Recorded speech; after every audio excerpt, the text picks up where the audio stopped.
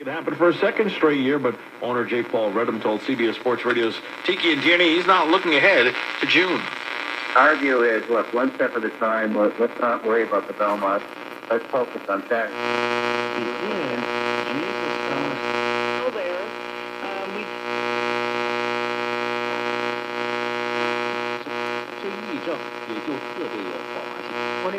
Time in the Elite Eight against Kentucky. Bobby Hurley up the floor and right, so they throw it the length of the floor. A peace memorial, but the White House maintains the visit isn't an apology. ABC's Alex Malin at the White House before he left. To know that your body completed